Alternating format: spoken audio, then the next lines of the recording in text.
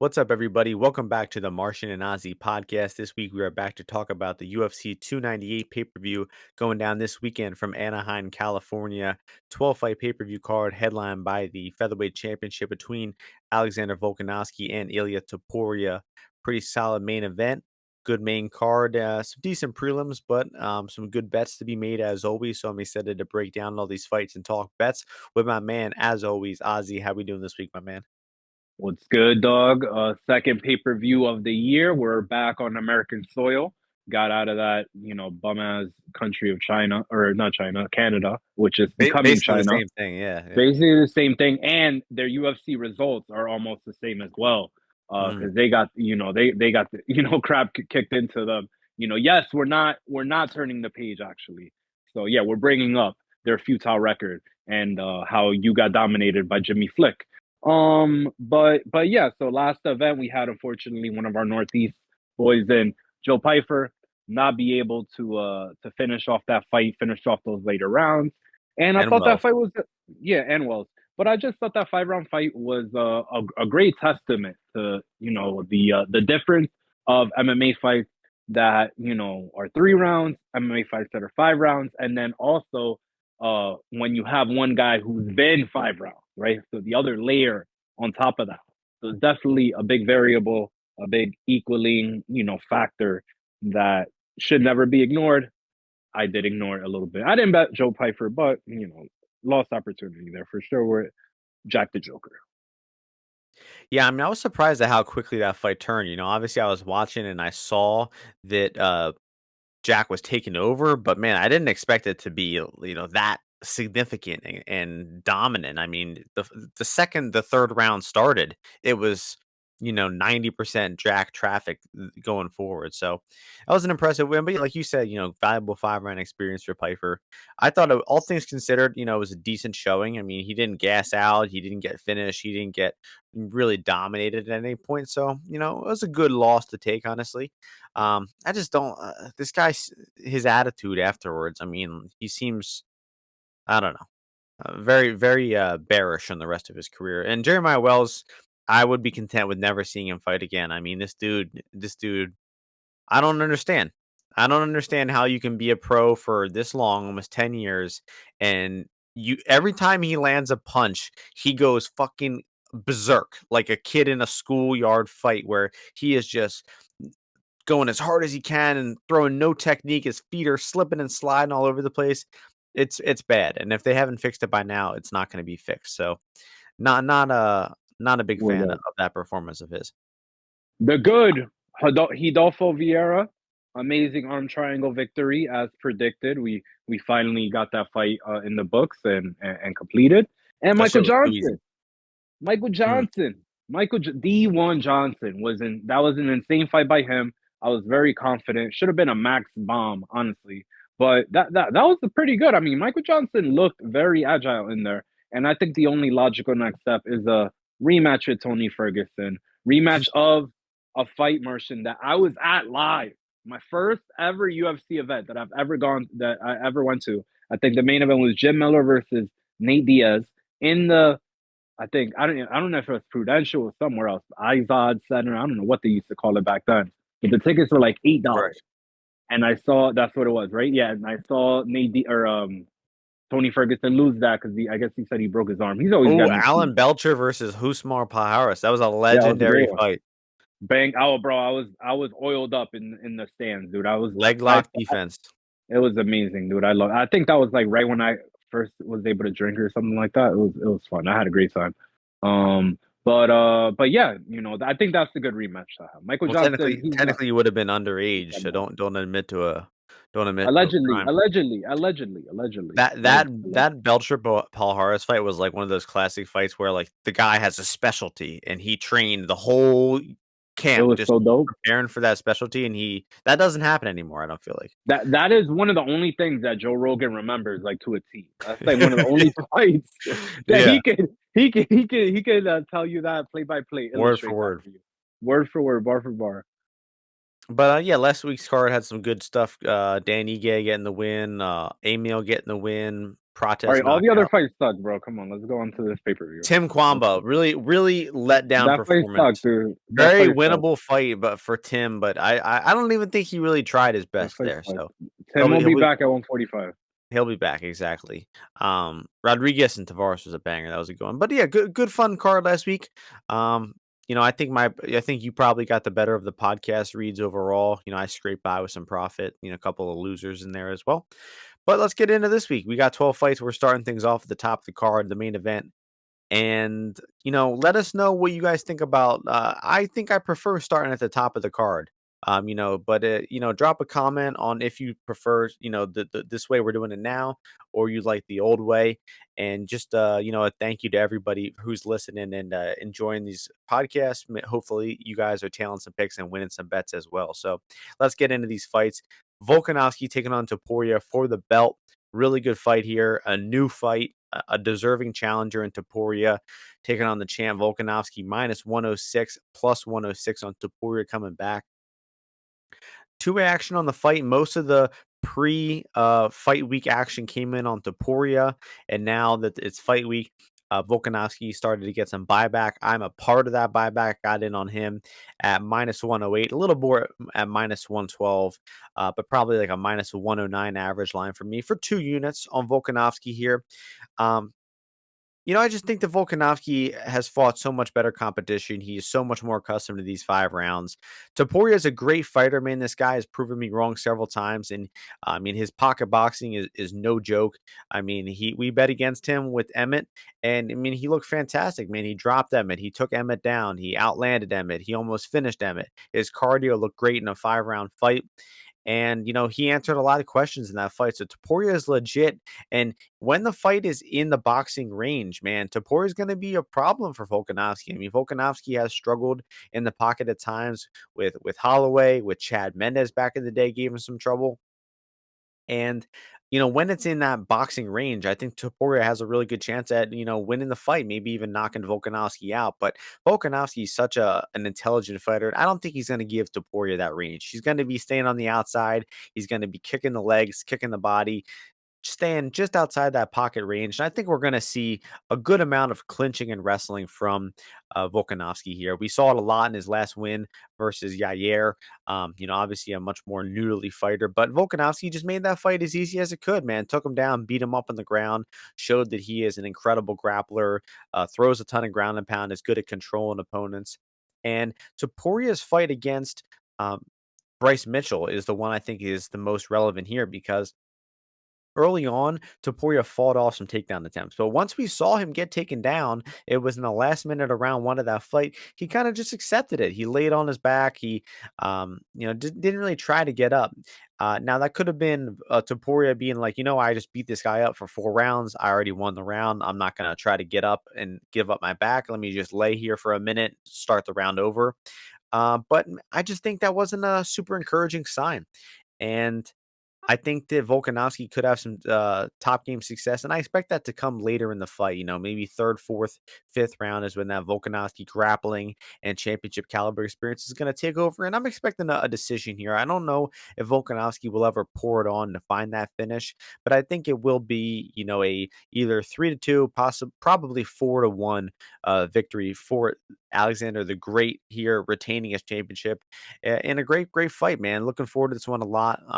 A lot of there's not much animosity between these two. Ilia is very confident. Well, last thing I'll say though is even though I like Volkanovski, Topuria is immensely confident in himself.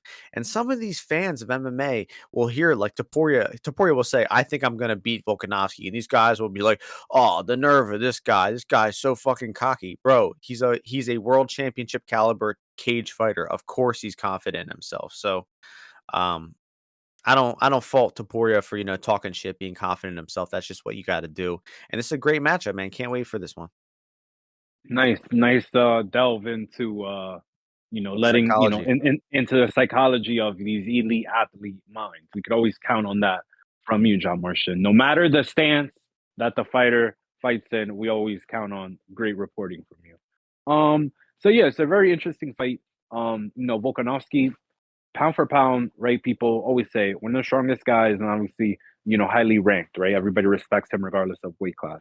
So last fight was at 155, which when you think about his style is, he's actually very movement based, right? He's a kickboxer who when you lock up and come in close with him, he lets off pretty good strong punches coming from that low stance. It's just a little bit hard to hit him clean. He's always kind of like leaning back. He's really good at kind of parrying punches, countering.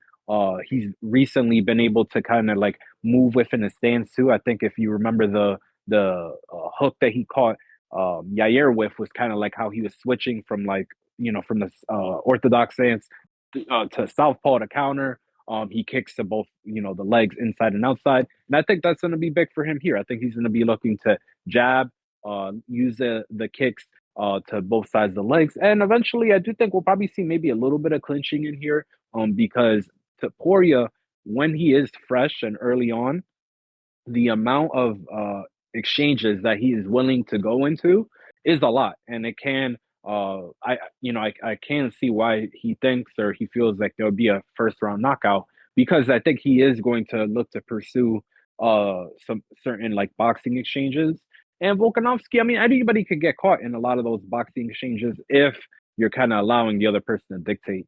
And Topuria has a few good, really good clean punches. But from what I saw in the Emmett fight, I did feel that Emmett, with a lot of the circling and the movement that he was doing pretty well and was good at potentially drawing or wasn't able to draw as many of the strikes as Topuria was throwing. Like Topuria just got his timing pretty well because Emmett, he doesn't really throw jabs. A lot of his punches are kind of like wind up and they're like he's like moving around his shoulders and trying to get you with misdirection as opposed to using just direct strikes and kind of putting you in the areas that he wants you to be with strikes. He tries to do it more with his own movement, like he did with Bryce. Like Bryce, he kind of like he's looking this one way and then the punch hits him and he's like, oh man, like I'm not following him in my eyes.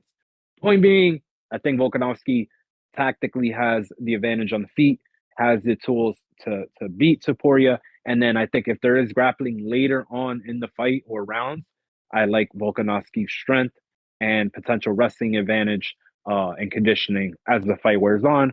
So I got him. I bet him at minus 116, 117. And I think up to minus 130. I think you got some value still. Or maybe Volkanovski by decision. I think could also be a good prop play to that is plus what can we get on that? Plus 255, 240, 275, some books. yeah, I like that. I think fair value for that is definitely a little bit closer to plus 200. Mhm. Because he's gonna chip away, I feel Volkanovski. I feel that if there is a finish by him, it is later. But I think that's an okay ticket to have in your pocket if you don't want to lay a little bit more juice on the slight money on the money line. Yeah, I agree. The last fight, yeah, I took the late round props 3, 4, 5. I understand maybe a slight stab on 4, 5 here, but I don't. I think Topuria should be tough enough to make it to a decision. Um, I don't think Yair just got hurt on the feet, and Volkanovski swarmed him for that finish. I don't think we're going to see a similar type of finish here, and I don't expect Topuria to completely gas either. So I think this one will hit the scorecards, and it will be a Volkanovski decision. So we're seeing the fight pretty similar there. I like the word tactically, like that word you used. I just think that tactically, if Volkanovski gets his fight, he's gonna be the victor here. While Topuria requires a little more raw horsepower and athleticism. But man, cannot wait for that one. Cannot wait for this co-main event either in the Premier Division. Robert Whittaker versus Paulo Costa. Odds for this one have Whittaker minus 244, Costa plus 209. I just saw an interview with Whittaker where he said that he alluded to that if Costa doesn't make weight, he's gonna fight somebody no matter what. He doesn't know what that means, but it seems there's a backup fighter in place. So give us your thoughts on the fight Oh, and who do you think that would be? oh man, dude, I didn't hear this. This makes me so excited because when you have a fighter that you like and he's going against Paulo Costa, you never know if the fight is gonna happen. Obviously, so man, I'm pumped about that. I have no idea who it could be. I'm gonna try to think about it when after you go, and I'm gonna say who I think. But this fight, Whittaker looks extremely focused, looks in tremendous shape. Still is not over the hill. He's like born in like 1990. This guy's only like 33, 34. I mean, he's been in a bunch of 5 rounders, but not too many crazy wars. So I think he still has a lot left to give. I think the Dricus is just a lot of horsepower, very unorthodox. Here with Costa though, I feel that Whittaker is better, but I do feel that sometimes if he gets hit clean, he's not the best at. I've never really don't recall him too many times like getting really hurt and recovering. I know the second Izzy fight he did get dropped a little bit, but I just feel that if Costa does hurt him, it potentially could end up in a finish. And I feel that there will be collisions here, but Costa has traditionally been very durable. So I do think that Robert Whittaker is going to win this fight. And I agree with the steam move, but I think this is not a. I don't know if it's like the best if he if he's anywhere close to how he looked against Dricus, I think he's gonna have a hard time here. Because Costa, later on in the fight, even at altitude, he didn't look great, but he still has some power on his punches and stuff. But he's been out for a while, so Costa is just weird. I don't, I understand why anyone would take the underdog shot, but I just can't bet against Robert Whittaker. But I'm hoping honestly Costa doesn't make weight and we get in the fight. Hmm. Yeah, so think about who that could be. And I'm seeing the fight a similar way. Obviously, Costa is weird. You just mentioned that. That's a great way of describing him. Just weird fighter. Um, Now Whitaker is, he's definitely a better fighter, a better striker than Paulo Costa.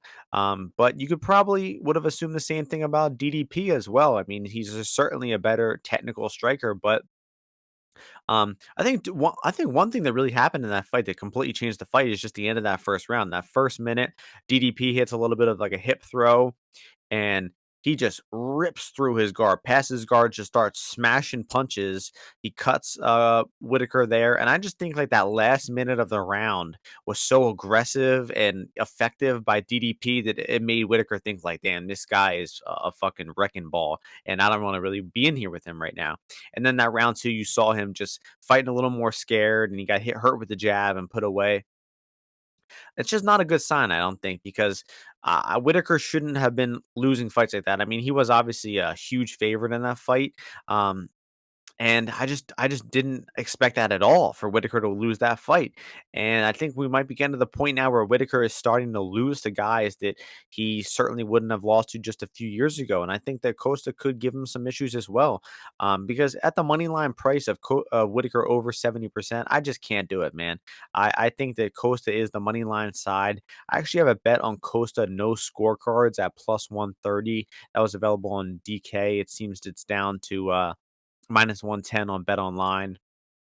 Worst price on FanDuel as well, because I just think if anyone's finishing this fight, I think it will be Costa. I don't expect the finish to happen. I do think it probably does go the full 15 minutes because both guys are historically very durable. But I think, lately, I think Whitaker is definitely the less durable of the two, especially what we just saw in the DDP fight. And Whitaker, his right head kick is a powerful strike of his, but he never really was a guy to like hurt guys with his hands. He wasn't a super heavy puncher throughout his career. He's extremely accurate with his jab and his 1-2, I don't think he's necessarily a nuclear hitter. Neither is Costa, honestly. I think he, knocked out a lot of lower level fighters, but I don't think he has some massive power in his hands. But I just think if Costa can come forward and pressure and string together a lot of strikes, those big body kicks, those straight punches of his, I think it could give Whitaker some trouble. And I just think this fight's going to play out closer than the line indicates.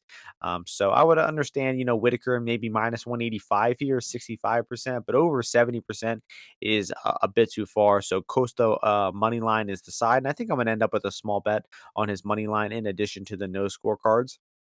But I'm expecting a war here, man. I think these guys are gonna, light each other up. These middleweight fights, even though when they're wars, they do tend to see the full 15 minutes. But man, I think these guys are gonna stand in front of each other and hit each other hard a lot. So wouldn't be surprised to see this one end inside the distance. Man, just a great fight though, an original fight. And so, Ozzy, who's your pick? Who is the late replacement fighter? Fabian Edwards. The answer is Brendan All In Allen. is the That's not answer. gonna happen. Well, he's in Vegas. He is one of the few guys he hasn't fought outside the top The fight 15. isn't even in Vegas, bro. Yeah, it's true. Fuck. Well, Vegas and California are real close. Real close. So is And England. Brendan Allen is in camp. Yeah, it's but yeah, your guess of Fabian Edwards not too bad either. So, um, Yeah. this fight's happening though. Paulo's not going to pull out. Time for the whatever they call this fight. Middleweight or welterweight division, excuse me. Ian Machado Gary taking on Jeff Neal. Odds for this one have Gary minus 234, Jeff Neal plus 199. Um, Man, the fact that they called this guy Machado Gary is just so corny to me. I'm not a fan of Ian Gary. My boy Coco, big fan of the guy. Got a cool picture with him. Met him in person. Says he's a nice guy. I believe him.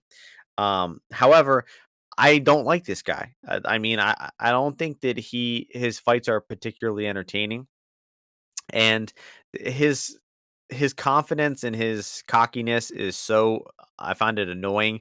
The fact that he kind of just dick eats Conor McGregor's personality is also annoying. I just don't think this guy's anything original, man. I really don't. And Jeff Neal, Hands of Steel Neal, is original, man. This guy got arrested for drunk driving and then beat up and won a fight against Santiago Ponzinibbio just like a week and a half later or some shit. I mean, you got to be built different to do that. Anyway, my side in this fight is Jeff Neal at the plus 200. And I also think that I kind of a similar approach to this last fight where, Whitaker and Costa. I do think this Neal and Gary fight should go the distance at more often than the odds indicate. The odds indicate this fight going the distance at, minus 110. I think they're a good amount higher than that. I would put it closer to minus 150. But a lot of that comes from the fact that I don't think Gary is finishing Jeff Neal. I think that Jeff Neal has absorbed a lot of big strikes in his lifetime, and I don't think Gary's strikes are going to be anything much more powerful. This is orthodox versus southpaw. I think that is going to benefit Jeff Neal because he's used to fighting more orthodox fighters, while Gary hasn't fought many southpaws. He did beat two of them in the UFC. Gabe Green's a switch hitter, so I'm not counting him. But he fought Daniel Rodriguez, head kicked him, and he fought Jordan Williams and finished him with a punch. But Jordan Williams was giving him a lot of trouble, man. Lighting him up with straight punches, busted his nose up in that fight. And I just think that Jeff Neal is the I was best. at that fight. I was at that It was fight. a great one. Jeff Neal is That's when his girl had on like freaking electric tape as her outfit. Great. oh, yeah. See, just from the jump, just annoying. Um, Jeff Neal is the best fighter Ian Gary's ever fought. Now, you could match it closely with Neil Magny. Neil Magny is a great fighter, but he's not dangerous, And that fight, the second that fight started, Gary was leg kicking him, he was taking him down. Neil Magny never for 1 second of that fight posed a threat to Ian Gary. Not one fucking second. Now Gary did good handling that fight. He passed the litmus test of Neil Magny, which a lot of fighters haven't done. But I just don't think that fight is relevant to this one because Jeff Neal is a dangerous motherfucker, man. This guy's hands are potent. His southpaw boxing is hard. He lit up Vicente Luque and gave him a brain bleed. Vicente Luque said he had a headache and was dizzy for 2 weeks straight after he fought Jeff Neal. And I in this believe him. I in this believe him. yeah. In this fight, I just think that Jeff Neal's straight left hand is going to be a problem. I could see it rocking, even really hurting Ian Gary. I think the what are the odds on Neil KO? Okay. Well, they're actually not. They're pretty reasonable. Plus 325. I just think Neil KO is actually very, very likely here, man. I think that we're gonna see Jeff Neal land that straight left hand and Ian Gary. I just get the feeling this guy isn't super comfortable in wars, in fights where they're actually trading back and forth. And I think Jeff Neal is gonna give him some trouble, man. I think I'm going with Jeff Neal by knockout in this fight, Oh, that round boy a two. dog. His name is Jeff. That's who you picking, Exactly. right? Perfect. Uh, Great, Go ahead. great Martian. I mean, you took a lot of time there, but yeah, that was good. I mean, I think the biggest thing here is you saw Neil Magny, bro. Neil Magny, he got lit up with those leg kicks, and he was done, dude. He was finito. Jeff Neal is made of different. He's made of different stuff. Look at him in that fight against Wonder Boy, dude. Wonder Boy is like bleeding, and maybe Jeff has a cut, But other than that, dude, I mean, Wonder Boy's hitting him with both his hands. I mean, I think that Wonder Boy had to have like 2 or 3 surgeries on his hands after that fight, just because they hurt from hitting Jeff Neal. Um, so I think first of all, it's gonna be tough to hurt Jeff Neal. It's gonna be tougher to get him out of there. And then Jeff Neal is not the kind of guy that like cowers in the later rounds. Like he gets better in the later rounds because he starts getting your timing. His left hand is so efficient and so good that later on in the fight, there's no drop off on that thing. Like Conor McGregor, he'll hit you like Jose Aldo in the first round. But by the third round, a lot of times he doesn't really have power or the same pace on a lot of the punches. Jeff Neal throws the left hand more later. Look at that combo he hit on Vicente Luque, bro. He hit him with like 18 straight uppercuts. You're like, doom, doom, doom, doom. You're like, what the hell is that? Look like a video game. And the Shavkat fight as well. Shavkat is trying to, in the third round, throwing like rear uppercuts on him. You stupid, bro. Fucking Jeff Neal's gonna hit you, zap you with that left hand. And that being said, Ian-Garry might be smart enough to be like, I'm gonna circle around. I'm gonna throw my body kicks, my teeps. I'm gonna work whatever the hell, maybe clinch, grapple a little bit. But if you give me plus 200 on Jeff Neal, I'm gonna take it against almost any of these guys, especially guys that are gonna only mostly kickbox with him. So I like him here in the fight. He's got added motivation. He got his Super Ranger outfit on. This is a huge fight for him. If he wins this is super big for his career. So these are two dogs. They're gonna get at it. I respect Ian-Garry's skills, but I think he's gonna have to show and mix them up in a lot more ways than he has thus far for him to comfortably win this fight against Jeffrey Neal. His name is Jeff. I like it. Something I forgot to mention is I don't see Ian having grappling success in this fight, man. Jeff Neal did a really good job defending the clinch, the takedown attempts of Shavkat Rakhmonov, and I know he eventually got finished by sub there, but really very little success Shavkat had in his grappling attempts in that fight, and I don't think Gary's going to have success either. So I think these guys are going to strike with each other. Great points you said about getting better as the fight goes on. This guy's just an experienced fighter. And I think he's gonna, probably make those reads and make it really, really competitive late on. I also heard that Ian-Garry doesn't have one training partner that writes with their left hand, let alone throws a left cross. So take that for what it's worth. Is that What true? you want. I don't know about that. Listen, bro. I mean, listen, dude. Does he train did at anything Killcliff? was anything that you said true? I don't Does, know. does he train at Killcliff still? Listen, dude. I'm telling you a rumor, and now you're gonna try to go back channel. All right, fine. I think he does. I should keep that information to myself then. But yeah, no. Gary's a loser. I hope this guy. And he doesn't train. He trains. He doesn't train in Coke Club. Okay. Anyway, let's go to the next fight. Cejudo, Merab, bantamweight Yes. division. Odds for this one. Merab minus 222. Cejudo plus 187. Steady stream of action coming in on Merab. What are you thinking here? What do you think? What's the better fight, Merab versus Henry or Costa versus Whittaker? What's Costa the better versus fight? Whittaker by a absolute fucking mile. Yeah, you see, that's all I'm saying. No. But anyway, so we got Northeast Shoebox co-captain Merab Dvalishvili, the Machine, going for his I think this would be like his third in a row in former champion B because he beat Marlon Moraes. Then he had a fight in between now. Yeah. Yeah, well, whatever. Either way, Merab is building his resume. He's got my boy Paul Grant on his resume too. But you're right, Aldo Jan Cejudo. Man, that'd be a crazy fucking string of weight. Aldo Jan Cejudo is, it's pretty tremendous, dude. And so yeah, so you know what Merab's gonna do, bro. And when Henry I feel has to come into this fight, throwing his jab out there, mixing it up with the hands. You got to go first with the hands. You cannot let Merab start it's what I would call the conveyor belt. That's what he does, bro. And it's a conveyor belt of like his sequence of what he wants to do to you. And if you let him reset the conveyor belt every time, dude, you're probably not gonna beat him because the advantages that he has in the positions are just too much for you, and you're probably gonna get tired if you're one Henry Cejudo. So what does he have to do? Get off early with the jab.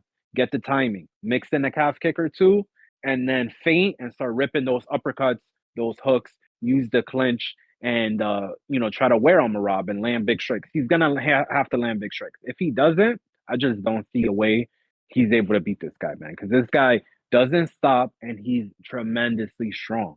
And his wrestling is underrated. The guys though, these Georgian guys, there's a reason that they take all this stuff so personally because, like, a lot of them are actually really, really talented, but for some reason they don't end up, going to whatever, committing themselves to an Olympic program or whatever it is. They gotta help their, do something else. And they feel slighted when they don't have the accolades that Merab now is getting, basically at an adult age. So I mean, I think Merab is gonna win. I think the steam is good, but I do think you could be, in the getting effed in the split decision territory when you're laying a quarter more than when it was like at minus 195, 190. So I would look at this fight potentially to go to like a split decision or something like that. And I would look at maybe if you could bet on to win a certain round. And I would just say for sure Merab is going to win round two for sure. Because if he loses round one, he's coming back and he's going to win round two. And if he is dominating early, I think he wins a clear decision. So I think Merab will win. I think he will avoid those big shots with Henry and get off. But I have literally zero interest in betting this fight. I would only bet on Merab by decision. That's it. Yeah, I agree. I'm not going to spend too much time going over it, but yeah, I think it's going to be a typical, underwhelming Marab decision. Just thinking Cejudo is going to get stuck against the cage. I mean, we saw Aljamain have the success cage wrestling, and that just is size, man. I mean, Aljo is going up to 145. Cejudo is a former 125er. And I just think that the size is actually going to play a factor here. So I think, Marab's going to do his typical thing, just be on the pressure and, nonstop, just spam strikes, get the fight to the cage, attempt a million takedowns. And he's never, ever going to guess. I mean, he can just nonstop attempt shit until it works. And I mean, Marab's honestly like a cheat code for MMA, man. Like in the Jose Aldo fight, nothing happened in that fight. Almost no strikes were landed, no takedowns were achieved. It was just nonstop Marab attempting shit, and he won a unanimous decision because all he did to the judge, he was just active in there. All you have to do to win fights is attempt shit, throw strikes, throw takedown attempts. More often than not, you're going to win, and that's what Marab does best. I don't really think the guy is super entertaining or his skill is that refined. But I mean, he's a cardio machine, he's a freak, and he wins fights. And I think that's what he's going to do here. So, not too exciting of a fight. I think the UFC's actually done a pretty horrible job, uh, you know, trying to make these fights interesting. They could have made a better fight with Aldo. They could have made a better fight with Cejudo. Instead, they feed him to Merab to lose a boring decision on an undercard of a pay-per-view. Make no mistake, the UFC hates Merab Dvalishvili, and even if he wins this fight, they ain't giving him a fucking title shot. Let's go, Merab. Let's go, Merab. Merab's Merab probably is never gonna fight for that title. no Last fight, Merab. We're a Merab podcast. I'm a Merab guy. last fight on the main card. First fight on the main card. Premier Division, Anthony Hernandez, Holman Kopylov. Odds for this one, Woo! Hernandez minus 260, Kopylov plus 220. A boatload of steam on Anthony Hernandez this past week. He was minus 170, 175 at the start of the week. And that tout action came in on him, forcing him all the way down to a minus 260 favorite. So, you know, this, like what I just said, is completely true. Tout action on this fight, and it's basically if you like Kopylov in this fight, you're basically betting against like one person. Like, That's not true. That's not true. well, no, he's not the only person to bet it, but he originated the steam. So, if one person is wrong about this fight, then Kopylov 220 is massive value. I just want to say that. But he's probably straight. He's probably on the right track because I think Kopylov could knock him out in the first round. But if not, I think it should be a typical wrestling pressure clinic from Hernandez, just melting his opponents in their later rounds. I have 3 bets in this fight. Roman Kopylov round 1 knockout plus 850. Hernandez round 2 plus 500. Hernandez round 3 plus 750.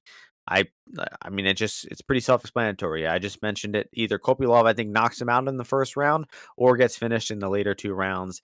Let's hope it's not a Hernandez decision.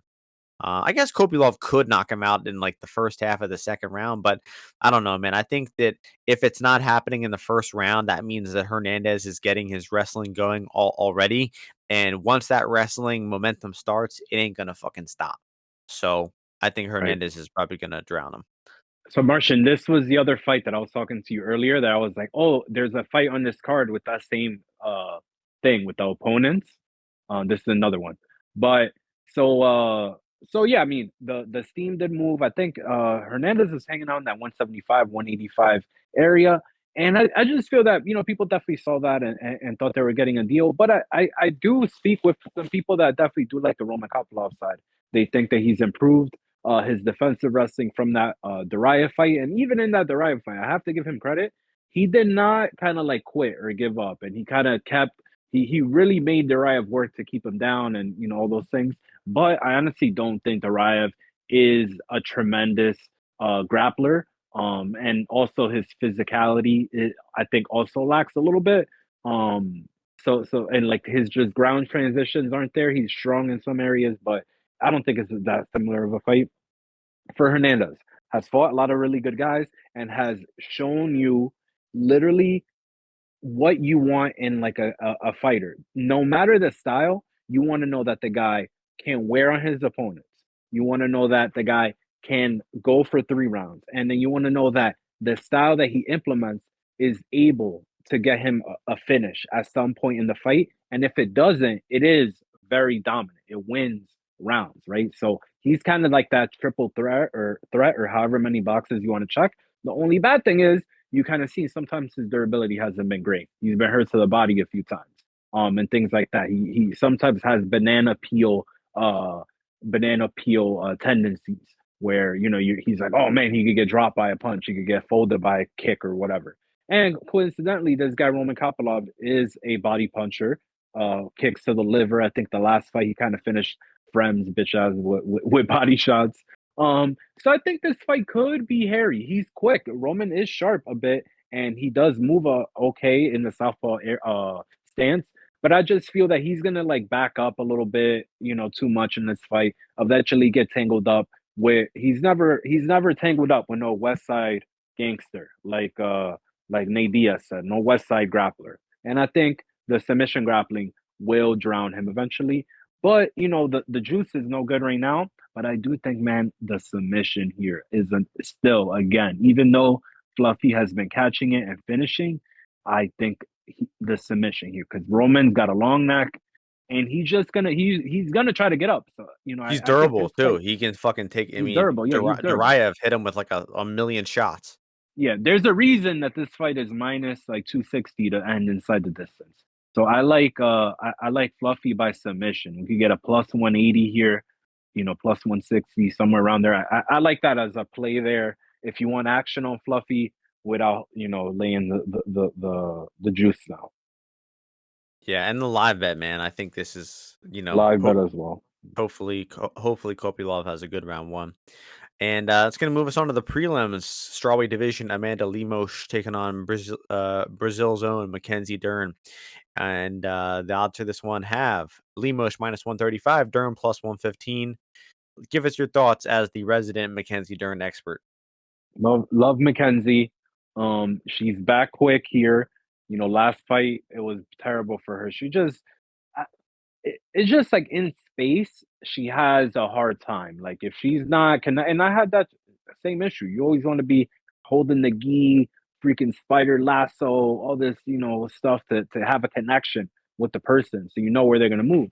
And I feel she's gonna have an issue here because Amanda Lemos is one of the more not only like powerful girls, but I feel like she also doesn't move like a lot of girls also do. But in that same vein, I do think that her technique on the ground isn't great. She's more of a brute force grappler and striker. So, I think a girl like Mackenzie may, but I always say, oh, Mackenzie could cut through her. Mackenzie could cut through her. Mackenzie could submit her. And then, it doesn't really happen all that much. But I do think that, this is a girl where you get to her neck. If I could pick a submission and be like, submit choke, it'd be this one. But honestly, on the money line, would probably say that I'd rather bet on Lemos just from their last performances. But honestly, I don't like this fight for betting. I don't like it just because Lemos kept getting taken down, but it was by explosive takedowns. But Mackenzie Dern is so committed to just, she should hang out with Mika Galvao. Mika Galvao is right now, I think, the top of guys where if you're taking him down, if he's getting a hold of you, whatever happens, dude, you're gonna end up in a submission in about 3 seconds, where it might be a leg lock, armbar, choke. So I think this fight could go that way too. If I was picking McKenzie, it's 1,000% finally by submission. So that would be the only way I would invest in it, honestly. But I think that Lemos and another one, just one last take. I think Lemos will have a hard time finishing Mackenzie no matter what. She just doesn't have the kind of power that Jessica Andrade has. So Mhm. I think she'll have a little bit of an issue putting her out clean. I agree. And, my investment on the fight is Dern sub, plus 300. I took that earlier. And let's see what it's at now. Still 300. So I think that's still good. Just a half unit play on that for me. Because if Dern's winning the fight, I think it is by submission. I agree with a lot of what Ozzy said, especially that last point with Limo's finish. You know, Andrade keeps her feet underneath her and she throws punches a lot more, conservatively, while Limos's punches are like she's kind of flailing forward. And I think that if like Limos hurts her with a shot, she has a really good chance of getting overzealous and actually leaving herself open for some sort of grappling exchange. And Definitely. I just think Limos, man, she's just sloppy. And she's shown such susceptibility to being on bottom and getting that standing arm triangle versus Andrade. And I just feel that her grappling is bad enough to where Dern can really make the most of any slip, any caught kick, a slip, any opportunity that Dern gets. I think she's prepared to make the most of it and possibly even submit and finish this fight.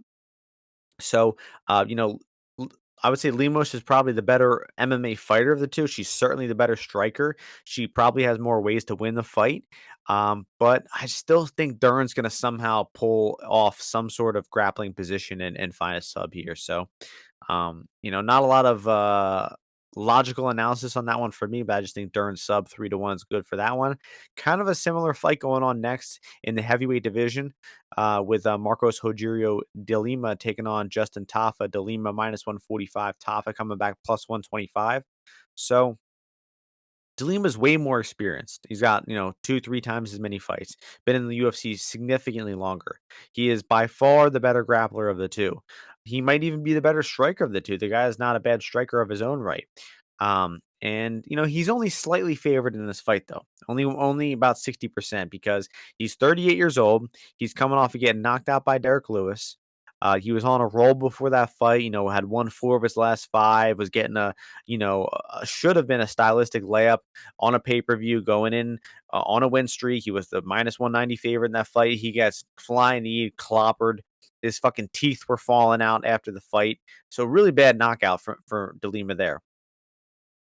And now he's kind of, back to no momentum. He's fighting Justin Tafa on a pay-per-view. Tafa, on the other hand, coming off of a few knockouts in a row on pay-per-views. Knocked out Justin Lane on a pay-per-view, Parker Porter on a pay-per-view. And this guy is a horrible grappler, but before the UFC, he had just atrocious grappling footage. Yet he's 7 or 8 fights in the UFC and he's never been taken down. He hasn't faced many takedown attempts, but I mean, this guy seriously was like a white belt grappler and he made it to the UFC and everyone's thinking, oh, he's going to get destroyed by grapplers. Well, it's been 4 years and we've yet to see him in one grappling situation. So hopefully Delima can exploit that and, hit a fucking takedown and make it easy as it should be. But I get the feeling that Delima is going to fuck this one up. Delima is going to get caught with the punch and get finished here. But that is not going to stop me from betting on Delima by sub or Like, by decision at plus 275, which was available on DraftKings. I think it was getting bet a little bit, but I'm just basically fading the KO. They have Lima KO at what odds is it? Uh, I'm not seeing it on fucking fight odds for some reason. Oh, okay. It's the we have a KO. solution. We have a solution coming for that, boys and girls. Stay tuned. Interesting. DeLima, like on let's say this is DraftKings for instance, DeLima KO plus 165 versus sub plus 600. I don't understand that. I think the finish is much more likely to come on the floor than it is the feet. And if DeLima has any fucking IQ, he's gonna take this fight to the floor. He's not gonna be able to kick the calves. You know, his fight against your boy Waldo Acosta was lighting up his calves with calf kicks, and he was able to win the fight that way. Tough as a southpaw, that calf kick is not going to be as readily available for him in this fight. So hopefully he goes to the takedowns, and we get to see Tafa be a white belt on his back like we all know he is. And hopefully Delima finds a sub and makes it easy. But if not, I think he can just grapple his way to a decision victory as well. So Delima sub or decision for me. What are you thinking here? Yeah, I like this. I like this fight. We have what the hell? Who's that? That's funny. We have funny message. We got my birthday buddy, Marcus the Reggio the Lima. Rodrigo, what is his middle name? Did you smoke crack while I was like doing No, no. my I swear. I only drink water. Rodrigo, whatever. But we got my birthday buddy, and then we got my 93 brother in Justin Tafa. So I'm super interested in this fight. When is Junior back? Junior is supposed to be back soon. Yeah, he's Um, got to fight. dude, they're signing everybody's brother, dude. You saw they signed Topuria's brother too. They have a third brother, bro. I don't think he's an MMA fighter, but he Tafa, looked Tafa, yeah. identical. They got four brothers, dude. There's like four of them. He's fighting Carl Williams, Junior Tafa. Junior Tafa, right? That's a terrible fight. Yeah, but they're signing everybody's brother. I can't wait to fade Topuria's brother. I hope they give him someone from the Northeast. They should give him like Pookie Nakua or some shit. But yeah, I got the Lima here. Sure, I'll keep it short and sweet. If you look at Justin Tafa's record, he's never beat anybody who's ever fought to a real game plan. The Lima, for his faults, does keep his hands high. Should be able to absorb or kind of catch a few of those hooks and stuff like that that Tafa throws. Mix in the leg kicks, get in tight, take him down. Even if they have to fight in the clinch, he's gone to way more decisions. He has literally three times as many fights. He's fought a guy in Blagoy who I'm not saying Blagoy is like Tafa, but it's a little bit slightly similar. And he was able to compete everywhere there. So, I laid the minus 140. So Sounds good. And yeah, what I was talking about KO versus sub. If you look at his record, he has 13 wins by KO and 4 by sub. So, uh, to the layman's eyes, you would think that the KO is more likely, but matchup like specific, man, the sub is way more likely. So, if anybody likes the grappling path for Delima, sub is at plus 600. Which I think how do you say his second name, bro? Hojirio, Algeria. just That's like why they say it with the H because the R, like for people like me, it was r- probably my ancestors who right. changed that. Well, yeah, They were like, you're used to rolling your R's. yeah, Rogerio. Um, exactly. okay, so next fight is in the bantamweight division. Rinya Nakamura is taking on Carlos Vera. Odds for this one have Rinya minus 1400, Vera plus 800. Um, we might have to change his nickname to Rinya North South after that last That performance. was an intense 69 performance by him. He's bringing that position back. Him and Nicky Rod. Just go ahead and keep on going here. Your turn. Oh, sure, yeah. I mean, his last fight, I was impressed. He showed a submission, like a committed submission game, and a submission game where obviously whoever his coach is, I think it might be Pahumpa, is like, hey, Rinya, like this is what I've seen you like the positions you go into. Try out these things, and he's been able to implement them. Carlos Vera trains at Ryan Hall, trains with Lee, I think, and some of these other guys. Don't really know too much about him, honestly. I know he fought, I think, in Fury FC on the regionals, right, and some other stuff. Um, but I just don't think the guy's a UFC level dude. Honestly, I don't know why he's here. This is a late replacement. I know. Maybe could he compete? Maybe make it to a decision. Yeah, but I just think his grappling, specifically the wrestling, is not going to be strong enough. So yeah, I'm not sure he will get knocked out. I don't really know, honestly. But I do think it's probably a finish. But I'm not going to be investing. Yeah, Rinya. I think the sub here is a decent look. It's available at 320 on Unibet. Uh, it was available 400. Some people got it there, all the way down to 195 on DK. Uh, Honestly, like the ITD was at minus 175 on DK a day ago, and I took some of that too because it was getting steamed on other books. It's down to minus 235 on some places. That 175 is still out there. Um, I just think this is a levels fight, man. Vera, no good. Got ran through by Katona on the Contender Series. His takedown defense looked bad there, and I just think that this should be a destruction fight for Nakamura. And I think the wrestling. I mean, Nakamura is going to get absolutely free takedowns, like no resistance on these takedowns whatsoever. Vera has no chance at stopping them, and it's just a matter of how aggressive Rinya is looking for that finish. The last fight wasn't very aggressive. He was staying in north south. He was focusing on control. This might sound stupid, but it honestly looked like he was trying to maybe have the fight go the distance just to get some experience. Young fighter. Like Floyd Mayweather versus Connor. Yeah. Well, maybe not versus Connor, but yeah. Um, I mean, was that his first decision? No, it was his second decision. He had one back in the regionals, but yeah, I think that fight he was like, "Oh, my last fight was 30 seconds. I want to, get some cage time, just get a feel for this a little bit more."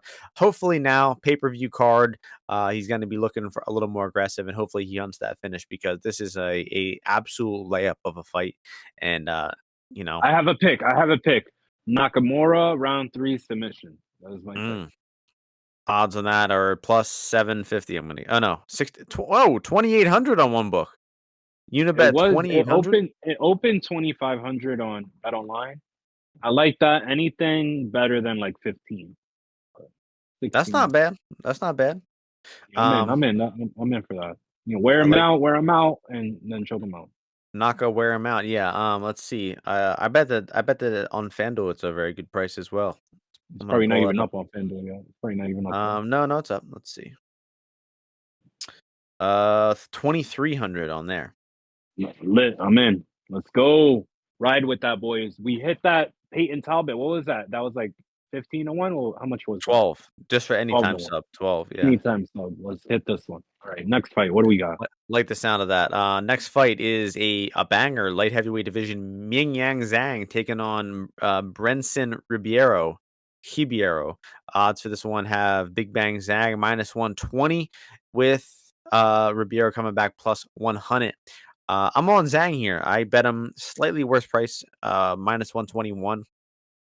Um, just watching that Tokos fight, man, this guy looked really good. I thought his offensive striking, his composure in there, his eye for the fight. He was throwing left hooks to the body. He was throwing elbows to the head. Those two strikes, along with front kicks, some of my favorite strikes in MMA. Anybody who throws body punches and elbows, I'm gonna fuck with them because they're just so underutilized.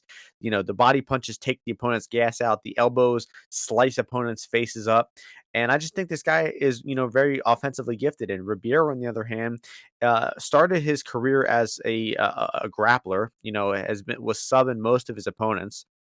His last fight in the Contender Series, he was a 4-1 dog against a guy who was allegedly some tremendous striker, and he beat him up and knocked him out. And his striking looked much improved there, but I just think that guy Lopes was no good, was getting severely overvalued. Um, and Ribeiro made it look good, but I think that last fight is playing into this line a lot. They're thinking, oh, this guy just won as some big 400 dog. He's better than he is. While I think Zhang's performance over Tacos was much better. Kind of the same story. They're both 400 dogs in their last fight, and they both destroyed their opponents for knockouts in round one. And Zhang's knockout over that guy Tacos was one of the scariest fucking knockouts I've ever seen. So um, both have That been was knocked out that, in the that was past. early. That was early in the morning for you. The sun Oh, wasn't yeah, out. Were 3 in you the morning, scared? yeah. Were you scared? The land of the rising sun. The sun is always out. Um, Yeah. he hasn't fought though since then. It's almost 2 years for that one. He got knocked out by Oskar Mozarov back in the day. But hasn't been Oh, knocked out in 6 years, while Ribeiro got knocked out in back-to-back fights just 2 years ago. So I think that Ribeiro is a little lower level. I think Zhang is a freak athlete at the age of 26, and he's gonna outstrike and knock out Ribeiro here. So I like Zhang on the money line. Yeah, so personally, I'd say I like Zhang as well.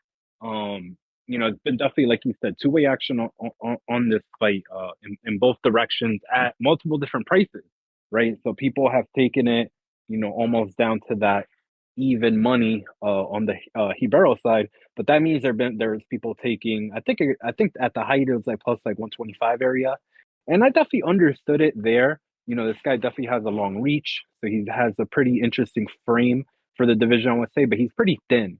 But he's got kind of got that wiry strength. His ground game is interesting to me. But he's been put in some troubling spots in multiple different fights. So it is hard to get a read on him, but I don't think he's a total bum. And I do think it's been actually a narrative in the whole fight card. But I think he barreled by submission here. Potentially, there is a little bit of potential because that's my biggest hang up with Zhang potentially is if this fight hits the ground, I think is very bad for him. If it doesn't hit the ground, I actually feel pretty good about him overall. Because I think he's got a better chin. I think that his strike selection is definitely better, and I think he has a bit more power on the feet. But his ground game definitely really does scare me. So I'm glad that I didn't bet it early because I do think I will maybe take a piece of the money line at some point and then as well pair that with a little bit of Hebrew by submission. And I think that's the okay position to have on the fight. I think that'll turn out all right for me, but famous last words. What do you think about Yeah. Hebrew by submission though? Oh yeah. I mean, if he gets on top, it's gonna be a fucking Right. problem. Yeah, and it's Oh, it's like 5-1. Yeah, it's crazy. Five, 6 to six to 1, one. 6 to 1. Yeah, it's really good. Yeah, no, that's a problem. I wouldn't knock any plays on that. But I think Ribeiro's wrestling is no good. There was a lot of fights I was watching of his where he was going back and forth and Oh yeah, yeah, flopping and yeah. I mean, he's had a lot of flopping. fights, dude. He's had a lot of fights. Yeah. Um, and Someone who we're has had moving a lot on of to fights. moving on. Yeah, right. I know. Interesting. Yeah, interesting the contender series difference. Some guys get on, don't get signed until they have 20 fights. Some get on when they're 5 or 6 fights. So, welterweight division, Josh Quinlan's taking on Danny Barlow. Odds for this one have Barlow minus 212, Quinlan plus 182. Weird fight, man. I'm interested to hear if you have any conviction here. I just mentioned the reach on Hibero. Another guy here, really long reach. We got 6'2" middleweight, or excuse me, welterweight, 80-inch reach. Young guy in Barlow came into the contender. I think there was two-way action on that fight as well. I think there was like a story about how those guys train together, and some stuff like that. But Barlow looks talented overall. He looks like dangerous on the feet. But I think this will be an interesting fight to potentially play live because Quinlan, he's a strange guy. Obviously, we mentioned that he popped for some steroids, some anabolics not too long ago. Was in that Trey Waters fight. I think maybe on a little, excuse me, short notice and definitely underperformed here. Could be a bounce back spot, but it is a dangerous fight. So I do potentially see how this fight maybe could drag on a little bit longer just because both guys will respect, the other's athleticism, physical abilities and power and stuff like that. Or it could be a quick one like a few fights that both guys have had. But I'm personally leaning a little bit more towards the over at the 1.5. And I think that would be the only pick that I'm very comfortable with on the fight. But that's definitely the way I would be leaning. And obviously, with that, I would be interested a little bit in the fight to go the distance. Yeah, inclined to agree. One of those podcasts where we're not going head to head on any sides. So I know the listeners want to hear us get the banter going and disagree on stuff, but I think we're seeing things pretty eye to eye this week. Over 1.5 to play for me to win one unit because I see these guys as similar fighters where They have a lot of knockouts on their record, and they do land big when they connect, but they have a lot of time in between those big lands. And I think them fighting each other, they're going to show each other some more respect. I think Barlow, he got a knockout in 90 seconds in his last fight. I think he's going to know that this isn't going to be as easy of a fight as that. Uh, I think Quinlan is fairly durable. I don't really know as much about Barlow's durability. I don't think we've really seen it tested as much. But if you watch his one fight in CFFC against Dustin DePuma, it's just a slower, more methodical fight. It's like a 15-minute, medium paced fight. And I think that's more of the speed of a fighter that Barlow was on instead of just getting these quick knockouts. I know he's coming off a few quick knockouts, but I don't think that's a very, conclusive um, picture of the fighter he is. And I think these guys are going to respect each other's power. They're going to trade strikes in the feet. I don't think we'll see much grappling. But if we do, I think it will be on Quinlan's side because which one of Barlow's fights he gets out grappled and looks pretty bad. I think it is that DePuma fight. Maybe another one as well. Maybe that Gill fight, but I don't. I have a feeling that Barlow is a bad grappler, so maybe Quinlan comes in with the right game plan, but I'm on the over 1.5 there. Next fight, welterweight division, Val Woodburn taking on Elliot. Odds for this one, Oban -308, Woodburn +258. Woodburn dropping down to 170 here. Never fought at 170 before. Has fought at 205, 185. Obviously came in and got destroyed by Bo Nickel. Took one for the team there. And Oban, I think this guy is like a generalist. I think he's decent at everything, not really good at anything. And I think that he should be better than Woodburn everywhere. I think Woodburn, I'm not even convinced this guy trains MMA. I'm really not. I think this guy just does like some bench presses and shows up to the fight and is like, let's throw some fucking hands. Because his fights are Wish you could bench sloppy. as much as him. You would.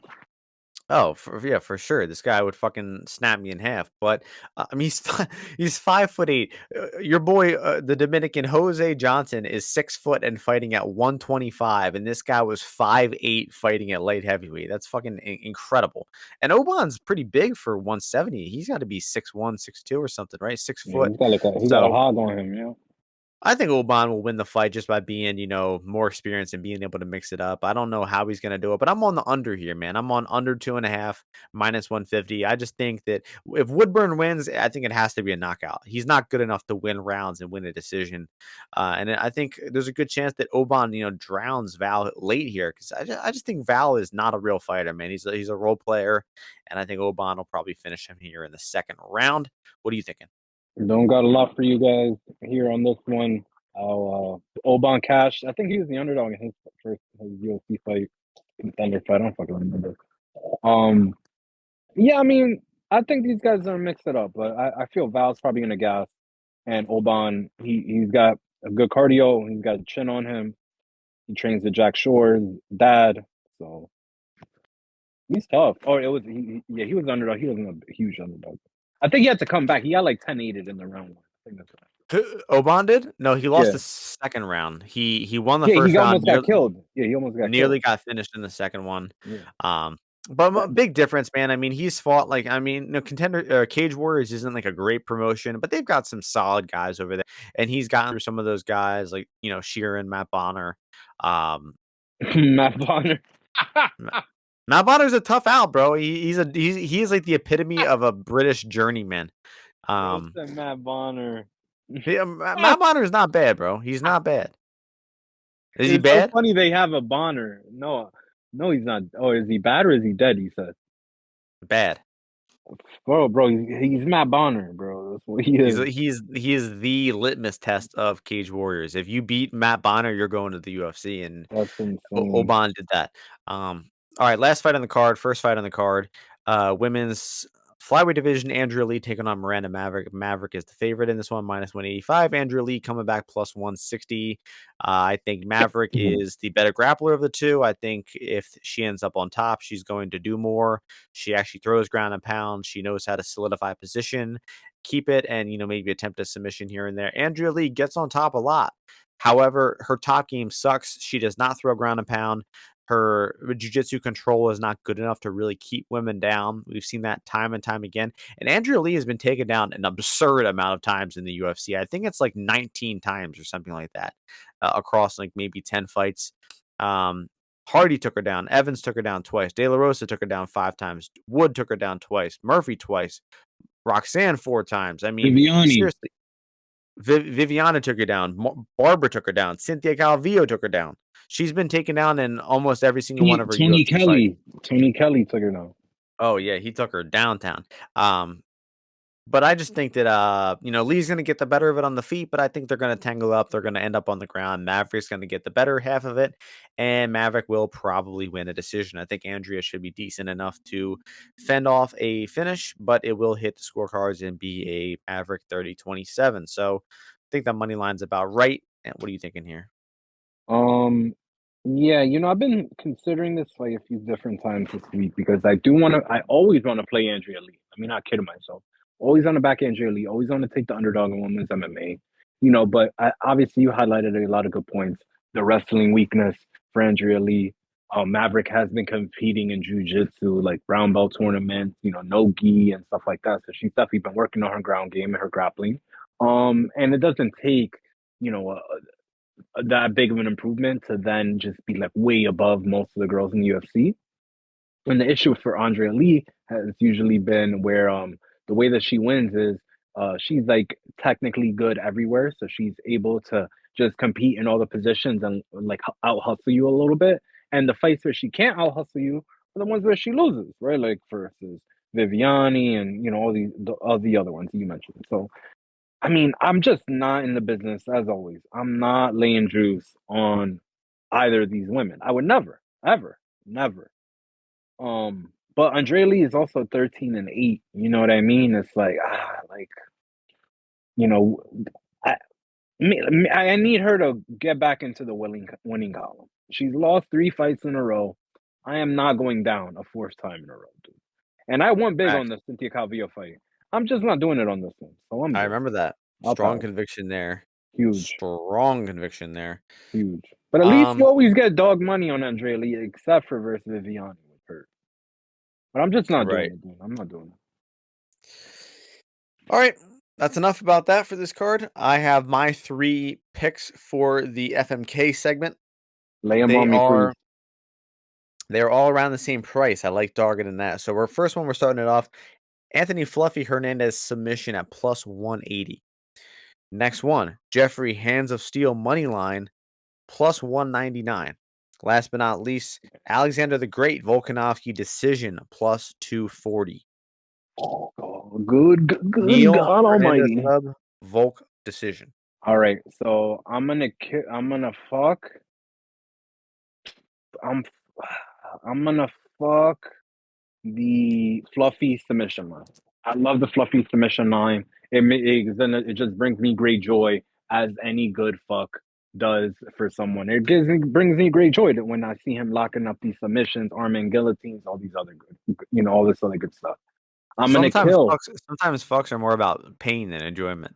That's true. I try to avoid those. Now at this age where I'm at, I'm proud to say like I look to avoid that. For you, maybe you got a few more years now, especially the type of women you're interested in, with your body type, might break you in half. I'm gonna kill the Volkanovski decision line. Although I like it, if I'm gonna bet on that fight, I kind of rather bet the money line just because I want to see the tears of the Topuria backers. And then I'm gonna marry the third one, Jeff Neal. I just love Jeff Neal this week, man. It's just I feel this big edge here, with that left hand, with southpaw power. All right, now let's go. Let's come back at you, Martian. So first one I'm gonna give you is Merab by decision. Okay, we're at minus 135 on DraftKings.